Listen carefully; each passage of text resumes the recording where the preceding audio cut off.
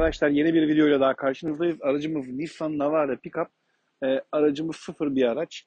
Siyah renkli güzel bir araç. Biz buna tam bir siyah kombinasyonla çok güzel bir araç yapacağız.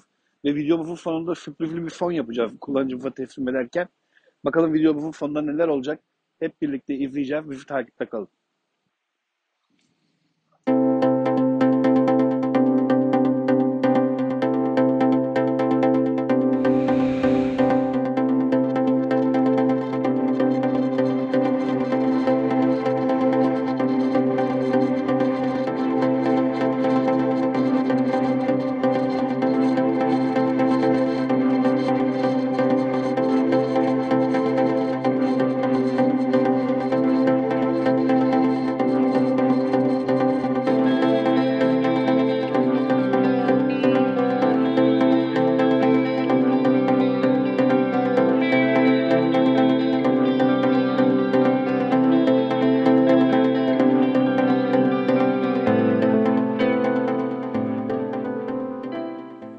Evet, aracımıza başladık. Aracımızın ön panjurunu aldık, ön tamponunu çıkardık.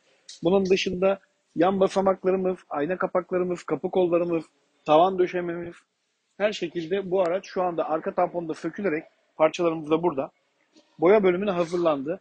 Aracımızı komple gövde rengi yapacağız. Çok simsiyah bir araç olacak. Videoyu zaten takip ettiğinizde araca neler yapıldı, nasıl bir işlemler yapıldı hep birlikte göreceğiz. Takipte kalmayı unutmayın.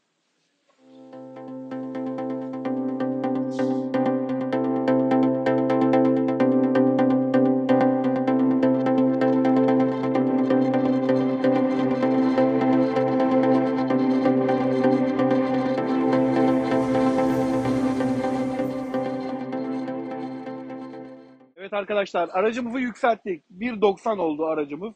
Bayağı bir yüksek bir araç oldu. Ramazan Usta, ne zaman bitireceğiz arabanın yükseltme mekanik işlemlerini? Yarın saat 9.20'de bakıyorum. Sabahtan bizde. Evet. Tamam. Aracımız şu anda yükseltme bölümüne.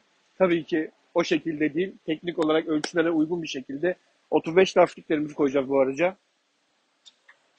Jantlarımız da gövde rengine boyandı bu şekilde. Parlak siyah değil, aracın kendi gövde rengine boyandı. 35 lastiklerle montajını yapacağız. Evet, aracımızı yükseltme işlemlerini bitirdik ve şu anda kaporta bölümünü aldık ve boyanan parçaların montajı yapılacak. Yükseltmemiz bu şekilde. Güzel bir yükseltme işlemi oldu araçta.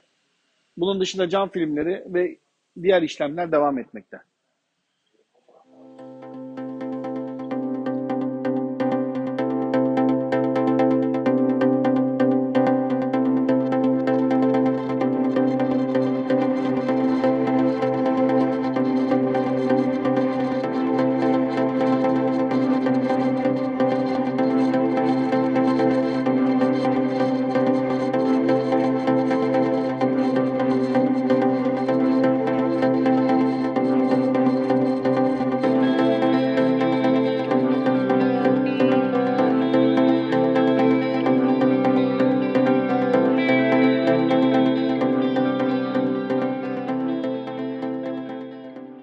Evet arkadaşlar, aracımız tamamlandı. Ya harika bir araç oldu gerçekten.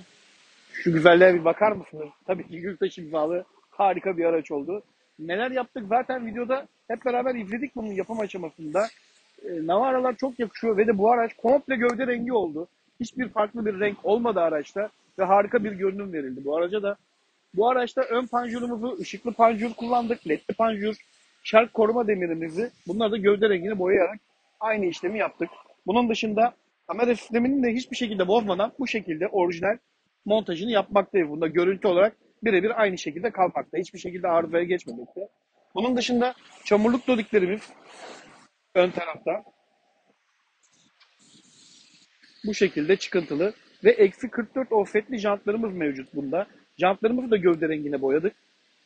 Parlak siyah değil, birebir aracın gövde rengine boyama işlemleri yapıldı. Bunun dışında NT lastiklerimizi kullandık bu araçta ve yükseltme işlemlerini yaptık bu aracımızın işlemlerinde. Müşterimizin isteğine göre tavanımıza hep montajı yapıldı. Arabada bütün detaylar yani ışık olarak beyaz yandığı için onun da ışıklandırmasını beyaz olarak yapıldı.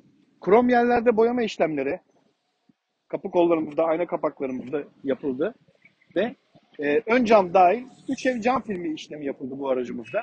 komple siyah bir görünüm verilmesi açısından. Kendi basamağına sadık kalındı. Dediğim gibi detaylardaki beyaz ışıklar olduğu gibi yan basamaklarımızı da beyaz ışıklarla ışıklandırdık. Arka kısımda biliyorsunuz ki sürgülü kapağımız ve kafa havuzumuz sıfır aracımızda yoktu. Bunun montajı yapıldı. Stop ve farlarımıza çerçevelerimiz takıldı.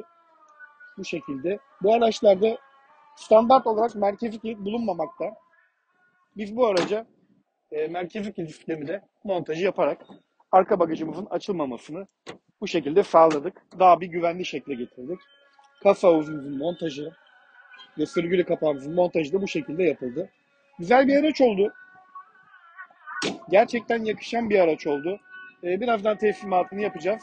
Şimdi araçlarımızı bu şekilde güzelleştirebiliriz. Bunun için biliyorsunuz ki irtibat numaramız 0212 671 1999.